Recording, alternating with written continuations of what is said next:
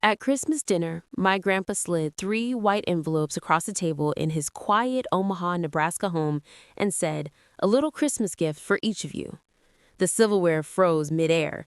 My parents laughed, the loud performative kind they use to fill silence because guilt never can. "It's just one of his pretend checks again," my mom said, rolling her eyes. My dad joined in like mocking him was a family sport. I didn't laugh. I just slipped mine into my coat and whispered, "Thank you." They assumed it was another one of his old man games. But the next morning, when a banker called and said, "Your deposit has cleared, Miss Carter," I realized he hadn't been joking at all. That one call cracked everything open. My name is Lily Carter, and that night wasn't the first time I'd seen my parents choose appearances over respect. My mom, Denise, and dad, Mark, built their whole lives around looking successful. Charity galas, luxury cars, curated smiles. What they never said was how much of their life began with my grandfather, Henry Carter, the man they performed for but secretly resented. He was quiet rich, old school rich, the kind that doesn't brag. Worn leather watch, steady hands, eyes that missed nothing. He tolerated me more than them because I worked. I lived in a small apartment in Denver and freelance as a designer. No staff, no showmanship. My parents called it wasting potential. When Grandpa gave us those envelopes, they smelled money. I just missed him. That night, alone in my apartment, I opened the envelope carefully. A real check. 5 zeros, his clean, deliberate signature. I didn't plan to cash it. I only deposited it the next day because his last words, "Keep it safe," wouldn't leave my mind. When the bank confirmed it cleared, my heartbeat stumbled. Minutes later, Mom called, her voice sharp with panic.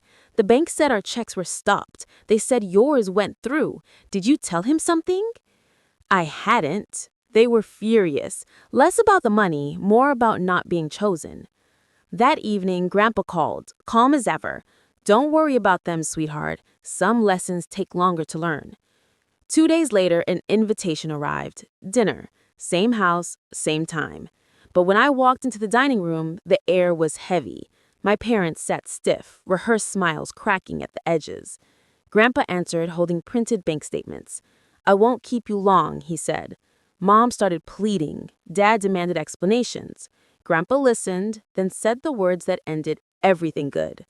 "Now I know who's real." Mom slumped. Dad's anger dissolved into something like shame. Grandpa continued, steady and sure. "You laughed at a gift. Gratitude is the price of decency, and you couldn't pay it." Then he pushed a folder toward me. "Lily, the trust and properties are now in your name. This isn't a reward, it's a responsibility." My parents stormed out, the front door slamming behind them. Grandpa and I ate quietly afterward, soup warming the silence. "You didn't cash it for the money," he said. I shook my head. "No, I just didn't want to disrespect you." His smile was small but full. Money changes hands every day. Respect only once. A week later, in the lawyer's office, I barely looked at the numbers. They didn't matter. My parents didn't call. Mom sent a single text. "Hope you're happy." I didn't reply. When I visited Grandpa again, we didn't talk about the inheritance. We talked about my work, his garden, life moving forward. As I drove home through melting snow, his final words replayed in my head. "A check is just paper until you decide what it's worth." They thought the check was fake, but the only thing fake that night was their love. I didn't win anything. I just stopped losing myself trying to earn approval that was never real. If you've ever learned what respect truly costs, make sure you like this video, subscribe to the channel, share it with friends, and comment your perspective or the lesson you took from this story.